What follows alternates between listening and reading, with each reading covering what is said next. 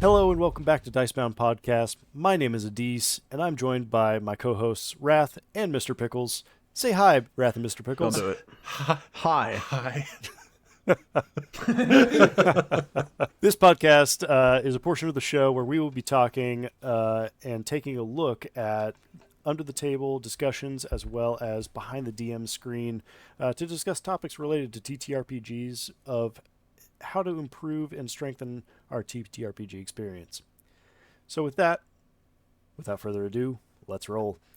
Our topic today is one that could really set the pace for any TTRPG journey. Whether you are a veteran roller or new to the table, all of us will at one point ask the question, how do you build a stellar first character to bring to your first campaign? What are some of the characteristics and some of the considerations you should make when making that first character build for your first campaign? So I know many of us have, after making a few characters, have some ideas on what we do to make a good character for our first to bring into any of our campaigns. So Pickles, from your experience, what are some good qualities of a good character? Well, I mean, we could talk about actually building characters, but I don't think that's really what we need to know. I think the key things for building any character, regardless of what they are, wizard, fighter, ranger, rogue, is they need to be interesting for you to play, but also for everybody to interact with. I mean, so many people will make a character that's, yes, interesting for them to play, and that is important, but then they just kind of always do their own thing. They're just the wizard's over there playing with their familiar, and it needs to be something that's interesting for your storyteller as well, because, I mean, if it's just such a bland character and you're like, I like playing human fighter that just likes to fight, then your storyteller might be like, really? So you just want me to make goblins for you? I feel like that interesting level is what makes a stellar character over, say, a zany character or a boring one. Yeah, that's a great point. I mean, we've got our you have to first make it something that everybody else wants to play with. It kind of going back to our first discussion topic of you need to have that interaction there with the characters, and everybody wants to... Shout out to the first episode. If you haven't seen it or listened to it, go now. Pause Pause go. right now. Go back, watch it. Come back. Watch these in order. All right, now that you're back. Welcome back. So yeah, it really does make for a better character when you can have somebody that people want to play with. So Rath, how about you? What are some of the things that go into making a good character for you? I have one. I feel like Pickles was probably better. I remember having to try and RP with a girl who just wanted to talk to a fox and not talk to me. That was it challenged me, really. But I have one. So for me, the importance and really this, I know the topic is like your first character. This kind of goes for every character. So even if you are a longtime veteran and whatnot, and you wanna play, collaboration with your DM. And this, again, shout out to the first episode. I talked about, I believe I talked about, correct me if I'm wrong, guys, a character that I had come into one of my campaigns who was just told me he was playing a necromancer who served a lord in a faraway land, and his whole purpose was to go there and deal with that, which had nothing to do with my campaign. Did I talk about that in the first episode? I believe you did. Yep. Yeah. Okay. Exactly my point. Collaborate with your DM, because the best way to set yourself and your character up for success in this campaign is to have your character be a part of that campaign, be in that world. You know, why is your character there? A big thing that DMs will do is when they create a town, it's like, why is that town there? What is the purpose that is served? What brought about that town? Do the same with your character. You have parents, or your parents are dead, the classic, every D&D player ever. Why? Why are your parents in that town? What brought you about? Now, you don't need to go into your conception story, but what I'm talking about is like, what is the purpose of your character? Giving your character some kind of purpose immerses them in that world. If your parents were brought to this land because they were scientists and they were doing research on insert plot point here, okay, your character was brought up with some kind of knowledge, some kind of, they were talking about it at the dinner table, going over it, and it's ingrained in your head. Maybe you're sick of it, but you're a part of it. Boom, there's a start for how your character could immerse themselves into the plot and into the campaign as a whole. So my big overall suggestion would be work with your DM to find a way that, and this again, shout out to the first episode, the story you want to write with your character fits in the book of what your DM is wanting to write. I believe that point was brought about by Adaece in episode 1. You can go check my facts. Yeah, and that's huge. And I think I agree that, a good character starts with a good backstory that fits into the setting that the DM is trying to create. You've got a lot of work that you have to put into trying to tailor what you want to play to the DM's storyline. And by doing so, you'll help fit that tapestry that everybody's trying to weave together. Right now, we're kind of talking mostly about what makes a good character, things like talking to your DM and incorporating it into a story. What are some, kind of going back to you, Pickles, what is an example of a really good character that you've seen in your stories that you've been a part of? If you don't say one of my characters, I'm going to be so mad. No, I'm just kidding. Everybody but Rath. No, I'm kidding. Facts. No, actually, one of them that comes to mind that is a Rath character was a certain Minotaur. I just made like this basic village campaign where it's like, you're going to be a small town hero. It's going to be a little zany. There'll be magic everywhere. What do you want to do? And he was like, can I play a Minotaur, please? And I was like, yeah, we'll have you be a Minotaur. Because I really like the idea of having a monstrous species that's normally like maybe a mid-boss villain or something be a hero. Shout out to Grunkle and King's Crossing. I just really like that idea. Wasn't there a time you played a Mind Flayer? That's just me being Pickles. I also like high-end villains as player characters. That's funny. Like a good Mind Flayer, that doesn't make sense.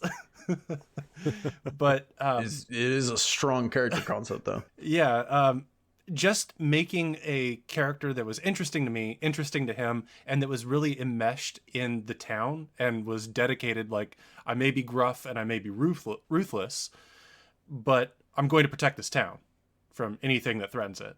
That made it so it was very easy for me to write. I think very easy for Rath to play. And every player that joined that game didn't bring that similar level of investment. It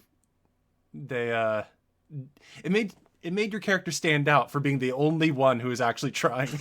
But that was a fun character. Yeah. And Rath, have you had any notable good characters that you've run across in the campaigns you've been a part of? Nah. Yeah. As two of my players are sitting in front of me. Yeah, which one's your favorite? Tell us. Yeah. Tough nuts. It's tough nuts. No, so Took the Minotaur that Pickles was referencing, I agree with Pickles. I think it really worked well because he said, I need a character who is a hometown hero. And that's the book that he wanted to write. The book I wanted to write is I wanted to play Minotaur. I was like, I'm hot for Minotaurs right now, and I want to play one. And so we worked together to make that work. And Took the Minotaur's entire personality was, I want to change the way people view monsters. Like, we're not just monsters. Like, there are good ones. Stop hunting me. And his whole thing was, hey, this town that I'm gonna hit the first town I come across, and I'm going to do everything in my power to show them that there's more to us. And I think he got there and he saved someone's cat from a tree. Adventure 1. Like, it was all about working with the DM to incorporate. Anyway, so the question you had for me was, just is Took your favorite good character that you can think of throughout your campaigns, or is there another one that maybe comes to mind? Yeah, was there a different character you played that you would say is the best? Of my characters, I think Took is probably my goodest boy. My other notable characters being I was about to drop a spoiler for King's Crossing. I can't do that. None of that. That was close. Caught myself. Yeah. Kingsman was a character I played in a demented horror TTRPG. You're still playing it. Yeah. The nightmare's not over. I know, it's still going. Who is not a good boy. I think his first interaction with the other NPCs was a police, or not an NPC, another player character was a police officer, and I rolled up and I was like, hey, come with me on this adventure. And he was like, why? And I was like, pulls out a gun. There's a fly. Pulls out a gun and just shoots into the air, and I was like, nah, you have to chase me, and then ran off to the adventure. So then the player character's like, what the hell? He's not a good boy. So I guess to get to your question, if you're referencing my characters, I would just have to go to Took the Minotaur. Still one of my favorite characters. Like, he's one that I plan on like getting a figurine for and putting on my collectibles shelf. Nice. I had strong ties with Took. He went through a lot. If I had to say another character that I feel was just brought into a game and done really well, I feel like I would have to say Grunkle. Mm-hmm. And this isn't just playing favoritism because Pickles said one of my characters, so I'm saying one of his characters. I feel like Grunkle ensured the success of King's Crossing.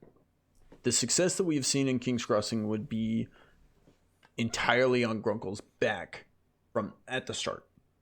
I mean, it's been carried by multiple people at this point, but I think at the start, Grunkle embodied it because, and I've seen Grunkle before. Grunkle is a character that Pickles has tried to play in the past who was brought into games where the other players ruined it and dragged him down. And so when I presented King's Crossing and Pickles said, would it be all right if I revived Grunkle and tried to do him right? I said, absolutely. Because I feel like this is a character that could do really well. And so he created a character that worked with the campaign, worked with himself, was interesting, like he said, for himself to play. Obviously very interesting for other people to try and RP with. And I feel like if I had to shout out, for anyone listening, you're not going to know these characters. You don't know who we're talking about. But if you watch King's Crossing, you can watch episode 1. You'll see Grunkle, big old lovable ogre. I don't know why Minotaur and ogre apparently are the good characters to go to. Spiritual brothers here. They really are. Yeah.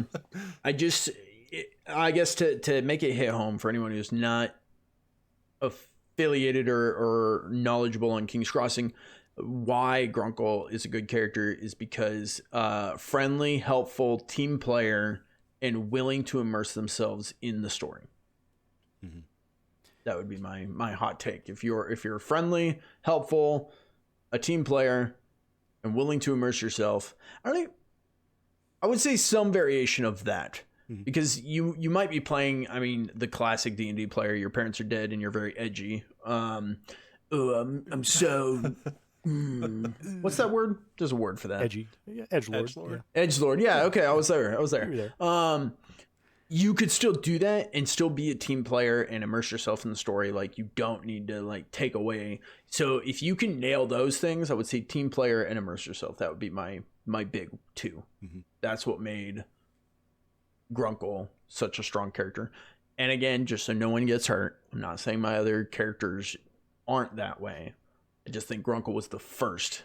And that kind of, one thing that I'm kind of noticing here throughout these discussions so far is that none of us has brought up stat blocks or anything like that, which is good because I think one of those things that maybe a first player might get kind of tripping over themselves too much with is trying to build a character around a stat set as opposed to creating something that they want to play in the world that fits.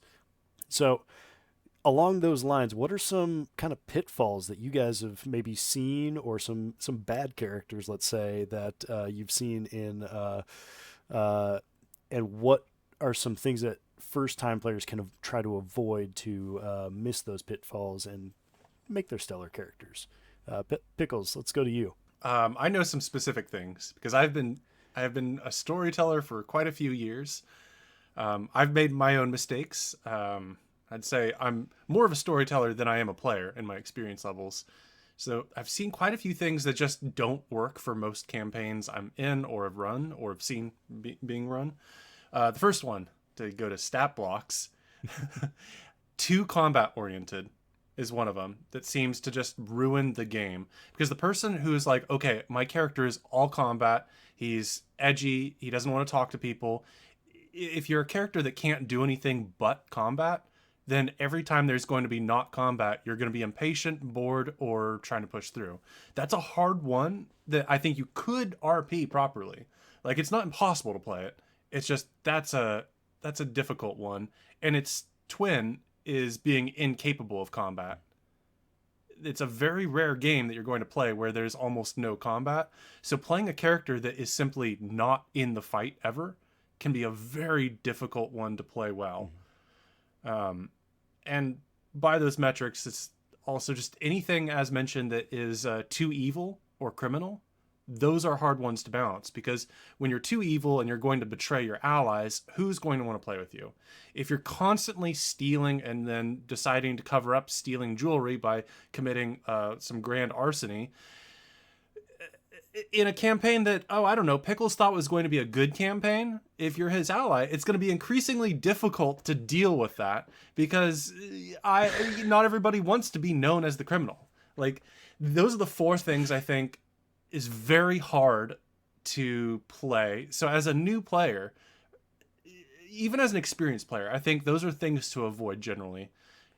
Just being incapable of not combat, being incapable of combat, being too evil, or being too criminal. Mm-hmm. Rath, hot takes. Did I upset you, Rath? Yeah! Pickles mentioned, stealing jewelry and then covering it up with grand larceny where they set the town on fire. Specifically did happen, and he's like, in a game I thought was going to be good. They were playing the police. Like, they were the guards of the town, the holy order of knights who are like the prestigious best of the best. That's who they were. That was the premise of the game, their characters. And they came in and was like, I'm a criminal, and steal stuff and light the town on fire. And I was like, no, you don't. You don't. They did. Well, I mean, it was the princess who was like, I'm a petty thief. Then it was an evil alchemist wizard, and then Grunkle the ogre. Yeah. I'm here to do good. Anyways, that campaign failed. But regardless, okay. So the question to me was, what have I seen that would show? Yeah, what are some of the pitfalls you might have seen players over fall your into years that players might fall into? Okay. There's a lot, and there's some that I've done, and I could reference one of them, but it would be a spoiler for a character that is around. So instead, I'm going to things that I want to respond to Pickles, but sorry, I got so tied up in Pickles stuff that I was like, oh, that's far more interesting than whatever I was going to say. Well, like you talked about a character who's all combat oriented, and like, can you RP with that? Grunkle. I just praised Grunkle. Grunkle is a combat build. He's a giant berserker ogre. Like, that is his entire personality. Mm-hmm. Hey, who are you? I'm ogre berserker. Who are you? I'm ogre berserker. He calls himself a bad ogre, but yeah. So that's Grunkle. A character I played, Solomon. Solomon was a living undead. That's a contradiction, but he was just a giant undead warrior. His entire thing was he was brought back to be a bodyguard. He was a fighter. That's all he could do. Mm-hmm. I still RP'd the hell out of him. Yeah. I feel like I RP'd a lot. I smacked a grandma. Like, there was a lot of things that happened that you can do with just a combat build. I will say Nimwort is a character... Cattail. I will say Nimwort is a character in King's Crossing, played by our beloved Tough Nuts. Nimwort is an engineer. He has no combat capabilities. He has done so well in combats, he defeated the big bad evil guy. I mean, granted, True. with help. Adaece was there with his character, but like you can take a non-combat build and still be able to contribute to situations. Anyways, that was my thoughts on Pickles. You asked me a question. Yeah. So what are the pitfalls you've seen? Like, is there an instance where you've come across a game where the player showed up to the table with a character sheet in hand, and you're like, I can't work with that.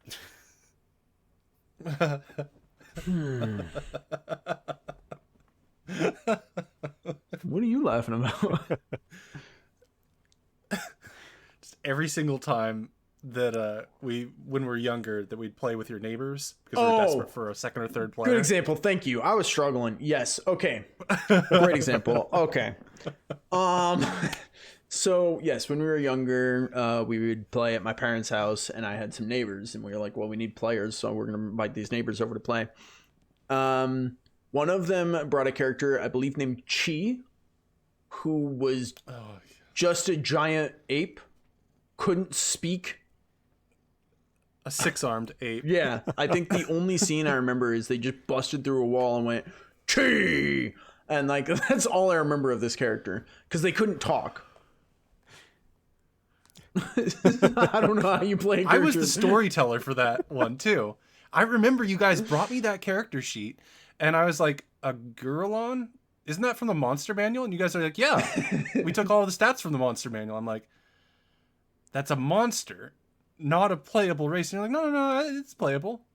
And I looked at it, and it's like, it doesn't have any languages. 0 languages. Yeah, it's playable. Yeah. So I'm not going to play unless I can play this. Yeah. And it's like, okay. So there are pitfalls. Bringing a character that should technically be unplayable.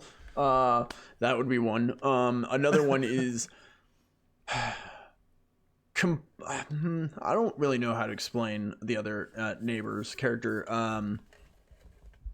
I'm gonna skip that one. I don't even know how to explain it. It's so bizarre. Like, it's just completely unpredictable for DM, for other players, even for the player himself. Completely unpredictable. That was weird. The one I will say is completely customizing a character, and I have seen this before. Everything customized, and I don't mean like you wrote out a whole backstory. I mean you made your own abilities, you made your own items, you made your own like feats.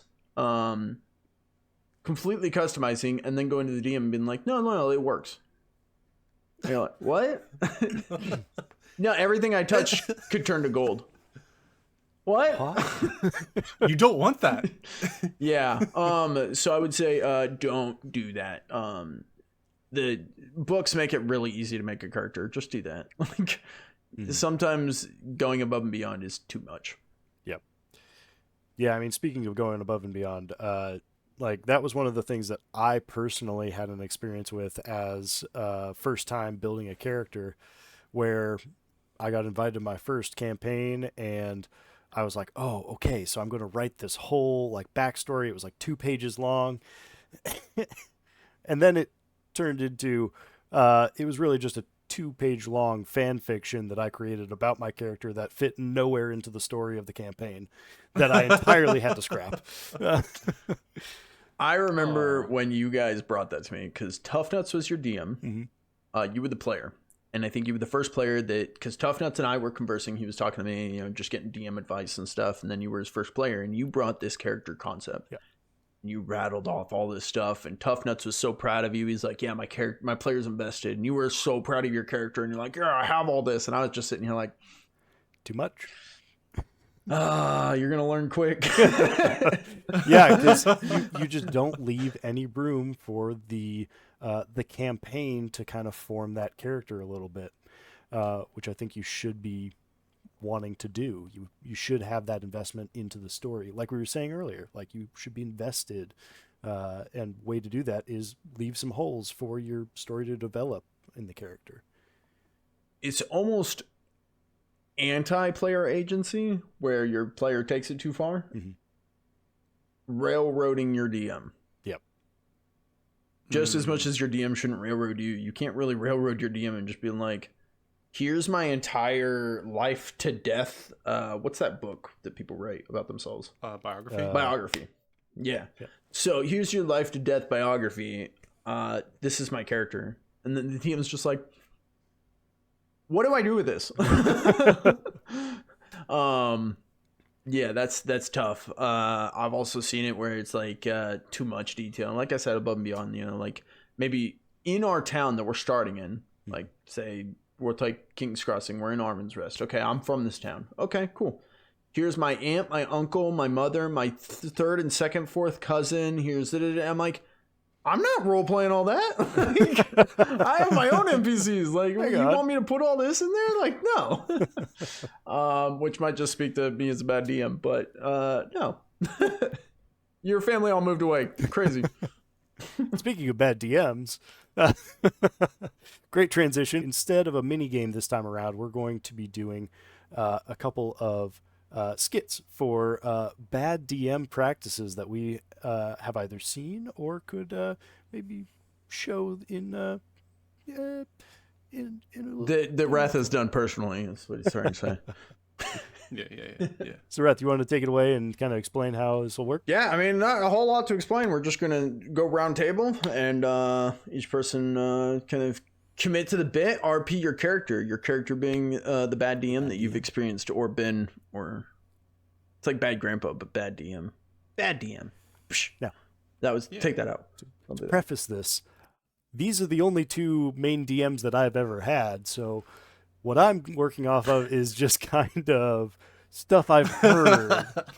Oh, okay, yeah, definitely not things we've done. Hi, my name's Mr. Pickles. Is going to be your bit. I'm Mr. Pickles, and welcome to Savage Pickles. Your bad DM take is where your DM just makes up his own system. I would count, actually. Some DMs do that, and they do it well. Some. All right. You guys want me to go first? Not this one. Yeah, go ahead. Kick us off. Yeah. Remember when I said everyone show up with your stuff? Edit this out. I had a notebook, but it's gone. But yeah. Okay. Hey, it's gone. All right, hey everyone. Welcome to the game. I'm gonna kick us off. So you guys are starting in this cabin. Now in this cabin, you guys are gonna see this chair. Now there's like 4 legs on the chair. It's a very mellow, sorrowful chair. It's got 4 legs on it. You see it sitting in the middle of the room. There's a back on this chair. It like stands straight up. It might have like a curve to it. And there's like a rug underneath it, and it's really, really happy rug. Gives you a lot of, it's Are you guys still with me? Yeah. That is my first bad DM. That was Pickles. Yeah, that's me. Sorry, Pickles. That is almost a specific quote from a game. No. There was an adventure I ran where I wanted to increase like the level of detail, so I added like 2 or 3 adjectives to things, and the first adventure was like in a witch's hut, so everything was it was given weird magical life. I remember a sorrowful the chair. The players were like, "Why is the chair sad?" It's a sad chair. And I was like, "What?" The door frame yawns at you with depression. Yeah, it was. What? It was interesting. So, anyways, we'll edit that down to, whatever. But cool. There you go. There's my first one. Next. All right, guys. So you guys are fighting these bandits, and out of the tree line comes Gorshak. Gorshak now comes in, kills the big bandit leader, and tells you guys to start following him along.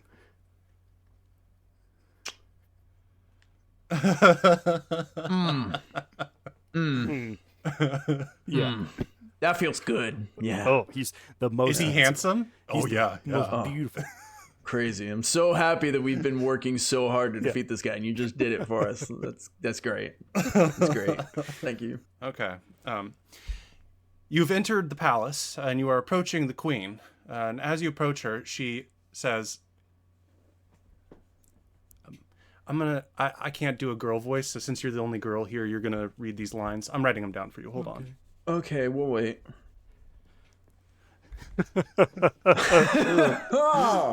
Cringe. Oh, no.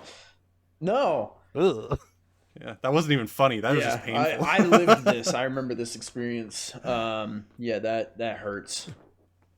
We had to sit there for like 5 minutes while this DM wrote out the script for the female character to read. Yeah, and then she got it and she's like, what does that say?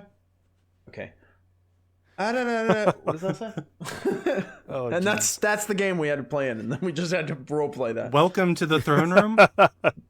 Yeah, it was that easy. Oh my gosh, yes.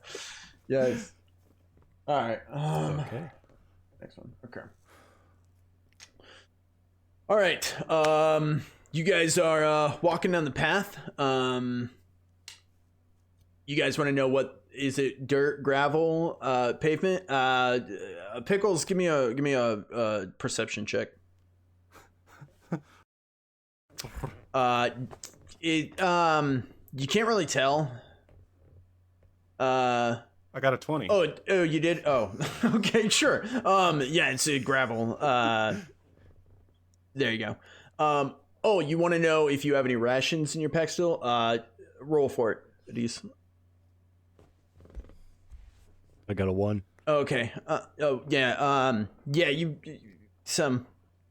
Oh, you guys want to know where you're headed to? Oh, you don't remember the town? Both of you, give me a roll, and we'll see. Oh, 2. Damn it!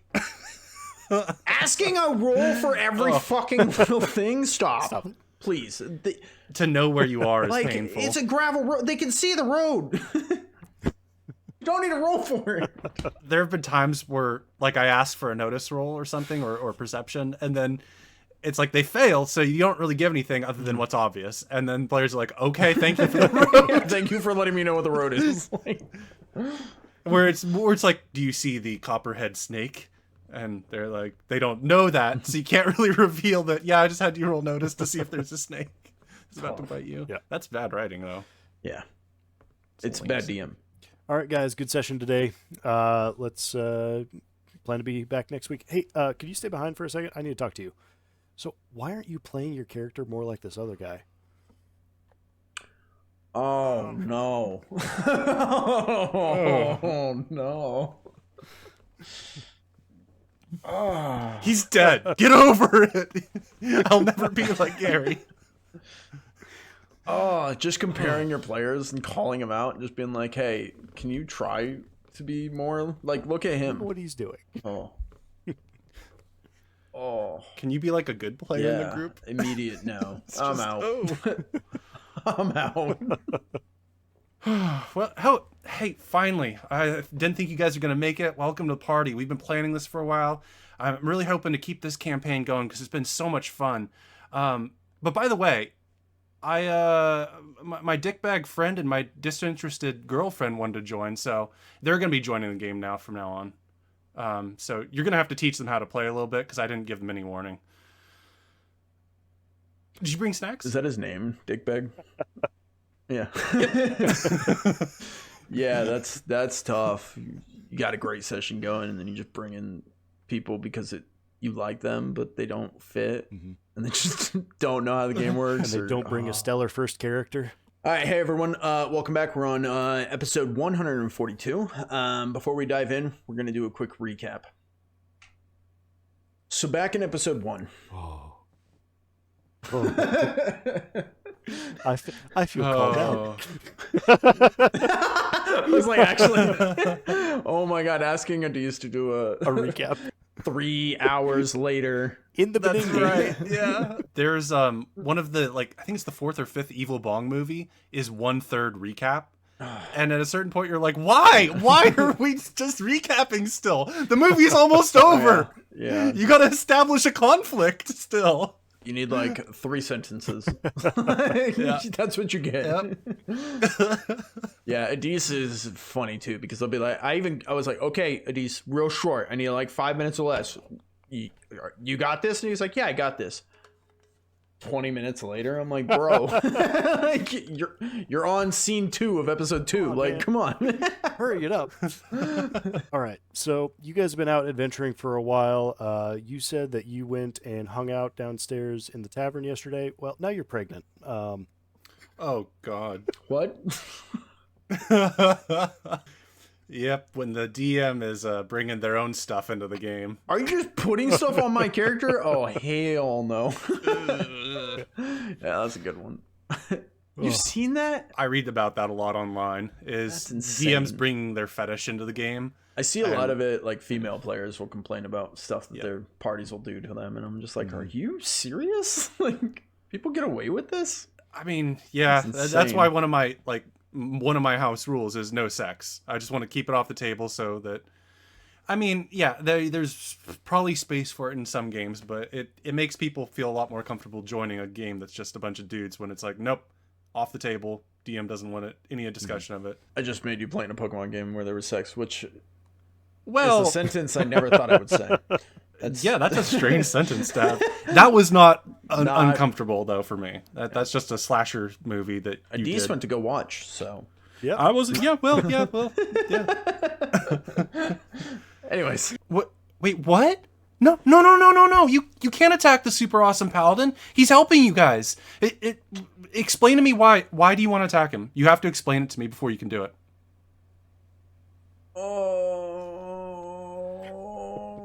no. Yeah, Rath was on the receiving end of that one, and it wasn't me that did it. It wasn't bad pickles. Yeah. Fuck DMPCs. Sorry. That was the moment where the game stopped right there. I think I quit. I was like, no. I think you said a few times, I don't need to explain. Yeah, I did. He was like, explain to me why you want to attack him. I was like, I don't need to explain. I'm attacking him. Roll I simply initiative. do. All right, and with that, that was some of the worst DMs I think I've ever heard of. That's all we have here for today. Thank you all for watching. Feel free to drop a like and subscribe if you enjoyed this content. For more exclusive content, feel free to check out the Patreon down in the description down below, along with all of our socials. Again, I'm Adaece, here with a Rath and a Pickles, and this has been DiceBound. Pew, pew, pew, pew. Oh,